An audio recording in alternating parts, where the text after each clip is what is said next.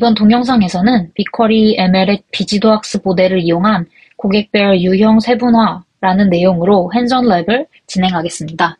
안녕하세요. 저는 진행을 맡은 엠크라우드 브릿지 장민지 선임입니다.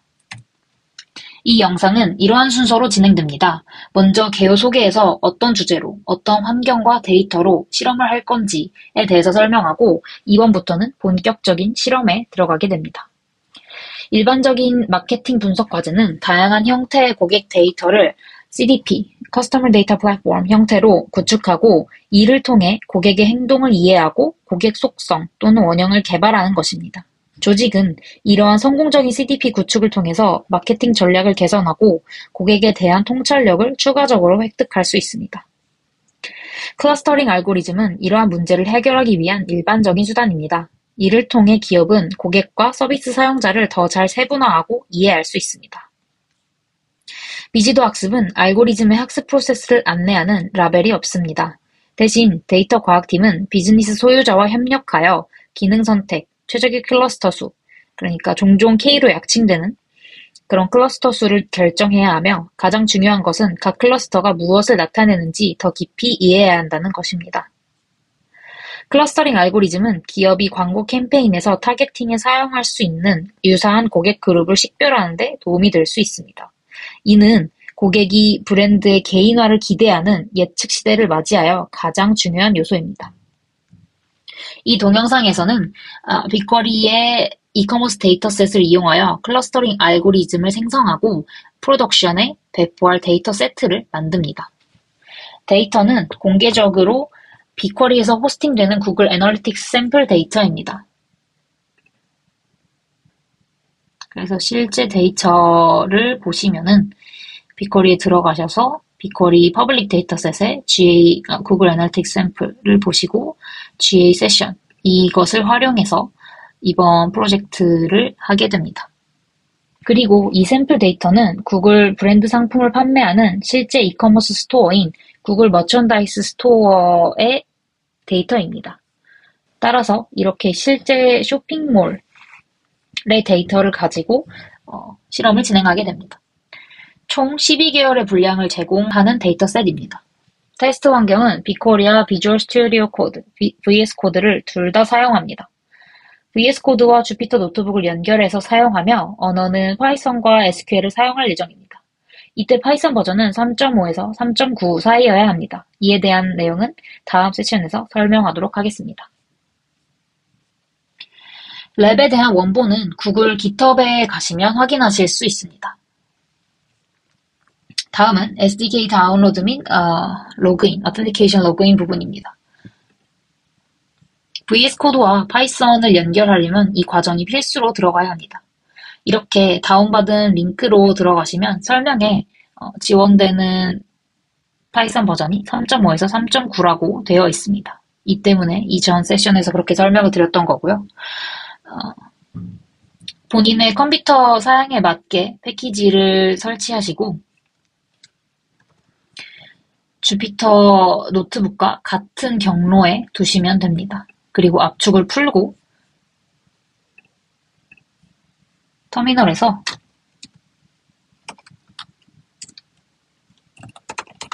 인스톨 명령어를 입력하게 되면 구글 SDK 설치가 마무리됩니다. 그리고 파이썬 버전을 확인을 해보면 이렇게 3.96인 것을 확인할 수 있고요. 코드를 입력을 하면 어텐티케이션 로그인이 활성화가 됩니다. 따라서 계정을 선택을 해주시고 Allow를 누르면은 이렇게 구글 클라우드 CLI로 인증이 되었습니다. 라는 창이 보이면 로그인이 완료가 되었습니다. 로그인 후에 필요한 패키지들을 설치를 하고요. 그리고 구글 클라우드 플랫폼에서 연결할 프로젝트와 리전을 설정해 주시면 됩니다. 데이터셋 아이디는 본인이 만들고 싶은 데이터셋 아이디를 설정을 하시고 만약에 이 데이터셋 아이디가 아직 이 프로젝트 안에 없다면 이 코드를 입력해서 실제 데이터셋 아이디를 만들어 주시고 그 다음에 이 코드는 이 프로젝트에 모델로 설정을 해서 실험을 진행하겠다라는 의미를 가진 코드입니다. 위에서 설치한 라이브러리들을 임포트하고 그 다음에 프로젝트와 연결을 해주면 실제 실험에서 사용할 환경 구축은 마무리가 되었습니다. 다음은 데이터 구축입니다. 모델을 구축하기 전에 일반적으로 모델링하기 위해 의미 있는 방식으로 데이터 집합을 정리하거나 탐색, 집계하는 데는 상당한 시간을 투자해야 합니다. 우리는 이거를 데이터 프리프로세싱이라고 또 많이 하죠. 데이터 전처리. 이 영상의 목적상 이 단계에서는 빅쿼리 ML의 K평균 클러스터링을 우선적으로 보여주기 위해서 짧게 데이터가 어떻게 구성되어 있는지만 확인하고 넘어갑니다. 우리의 목표는 GA360 온라인 데이터와 CRM 오프라인 데이터를 모두 사용하는 것입니다. 자체 CRM 데이터를 사용하면 더 좋겠지만 이 경우는 보여줄 CRM 데이터가 없으므로 합성 데이터를 사용합니다. 따라서 예상 가구 소득과 성별을 생성하여 사용하게 됩니다. 여기 SQL 쿼리를 파이썬 안에 삽입하여서 데이터를 가지고 왔지만 그냥 이 SQL문으로도 빅쿼리에서 조회가 가능합니다. 따라서 참고로 여기 있는 SQL문은 아까 보셨던 이 원본 데이터셋을 모델에 적용할 수 있도록 쉽게 가공한 데이터입니다. 따라서 이런 식으로 입력을 했을 때 쿼리의 결과가 이렇게 나오게 되고 그리고 그 결과를 빅쿼리에서도 확인하실 수 있습니다. 반대로 파이썬으로 VS 코드로도 이 코드를 실행을 시키면 이렇게 뷰가 만들어져 있음을 확인하실 수 있습니다. 이렇게 뷰가 만들어져 있음을 확인할 수 있고요. 그리고 조회 또한 가능합니다. 이렇게 전체 데이터셋을 조회할 수 있는 단계라면 이제 CRM 데이터를 생성해 보도록 하겠습니다. 이 쿼리 역시 CRM 뷰를 생성할 수 있고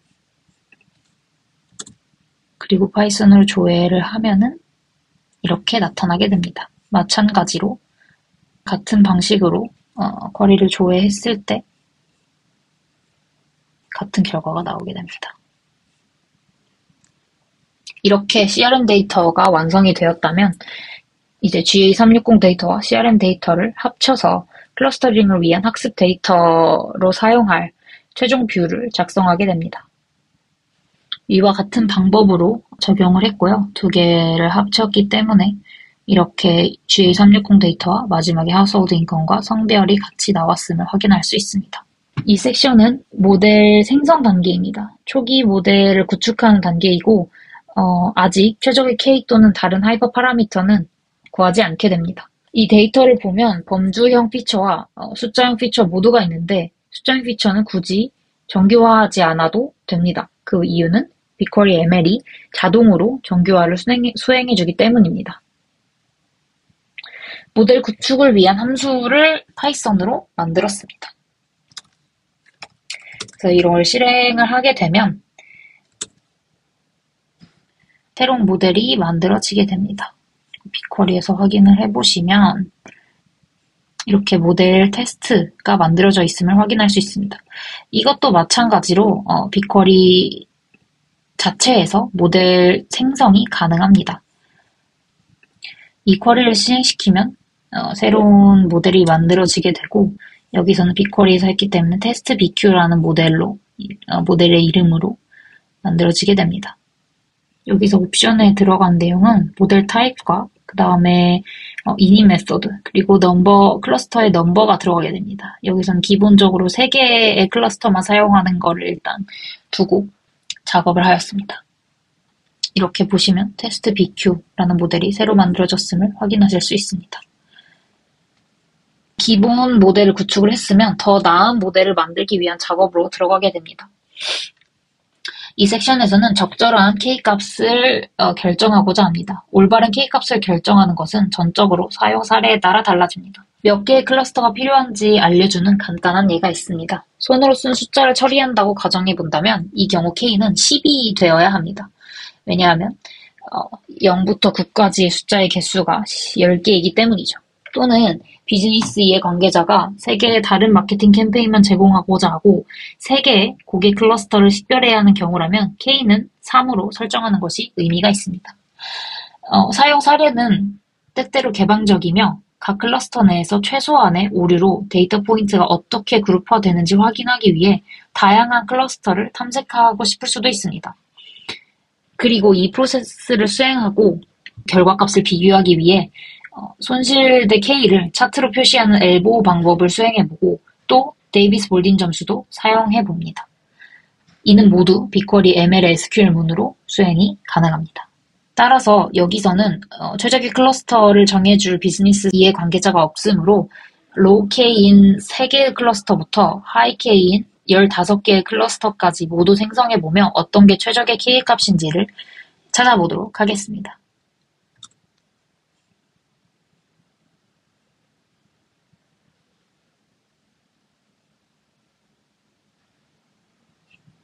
이렇게 보시면 3부터 15까지의 클러스터를 가진 K-민즈 모델들이 만들어졌고요. 빅쿼리 지금 존재하는 모델들의 리스트를 모두 가져온 결과입니다. 모델을 이렇게 다 만들었으면 데이비스 몰딘 점수와 민 스퀘어드 에러를 확인해 봅니다. 이는 빅쿼리 SQL문으로 충분히 수행할 수 있으며 함수는 모델을 평가하는 함수인 ML evaluate의 함수를 사용하게 됩니다. 그리고 빅쿼리에서도 같이 사용을 해보실 수 있습니다. 이렇게 데이비스 몰딘 인덱스와 그 다음에 민 스퀘어드 에러의 거리를 확인해 볼 수 있고요. 이걸 한꺼번에 보려면 파이썬 코드로 가는 것이 조금 더 효율적입니다. 이렇게 클러스터의 개수와 데이비스 몰딘 점수 그리고 민 스퀘어드 디스턴스를 한 번에 보여주고요. 쉽게 말하면 DBI는 데이비스 몰딘 점수는 작을수록 클러스터를 자세히 구분했다고 말할 수 있습니다. 따라서 클러스터가 가장 많은 15개의 클러스터를 가진 모델의 DBI가 가장 낮은 것을 확인할 수 있습니다. 그리고 이거를 차트로 그려보면 이런 식으로 활용이 됩니다. 이렇게 다 모델을 만들었으면 이제 클러스터를 지정해서 결과값을 분석할 차례입니다. 클러스터의 개수는 일단 5개로 가정하고 그 결과를 확인해 보도록 하겠습니다. 먼저 클러스터의 중심을 살펴볼 수 있는 ML 센트로이드 함수를 사용합니다. 그래서 5개의 클러스터가 어디인지 파악을 해봅니다. 이렇게 5개의 클러스터가 어디인지 파악이 되었다면 클러스터에 속해 있는 데이터들을 모아서 살펴보고 분석합니다. 모델이 5개의 클러스터를 임의로 지정하고 그 클러스터에 속해 있는 고객들을 예측했기 때문에 여기서는 ML predict 함수를 사용하게 됩니다.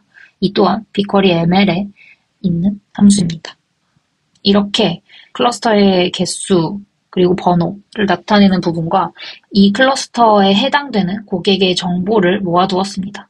따라서 결과값을 분석을 해본다면 이번 클러스터 같은 경우는 토탈 유저가 1명밖에 되어 있지 않습니다.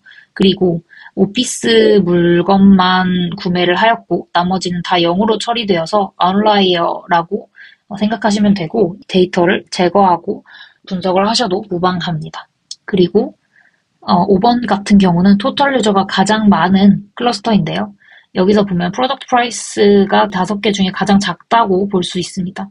따라서 토탈 유저 수는 많지만 제품의 가격은 그렇게 크지 않기 때문에 충성 고객이 아닌 걸 판단할 수 있고 그냥 한 번 사용하거나 아니면 한 번도 구매하지 않고 나간 유저인 것을 확인할 수 있습니다. 반대로 3번 클러스터 같은 경우는 토탈 유저가 29명밖에 안 되는데도 불구하고 프로덕트 프라이스가 제일 높은 것을 확인할 수 있습니다. 이는 29명의 유저가 가장 높은 매출을 기록하니 매우 충성도가 높은 고객이라고 생각을 하실 수 있겠죠. 이렇게 5개의 클러스터는 빅쿼리 ML에서 임의로 나누었기 때문에 저의 결과와 실제로 다른 분이나 아니면 다시 한번 이 모델을 돌려봤을 때 다른 결과값이 나올 수 있습니다. 만약에 비즈니스의 관계자나 아니면 결정권자가 이 분석을 보고 이상적인 분석이라고 판단했다면 데이터셋을 마케팅에 충분히 활용할 수 있습니다. 아까 위에서 예측한 값을 내보내는 쿼리입니다. 마찬가지로 predict를 사용한 결과값을 전체 데이터에 붙여주면 예측을 내보내기 위한 모든 준비가 끝났습니다.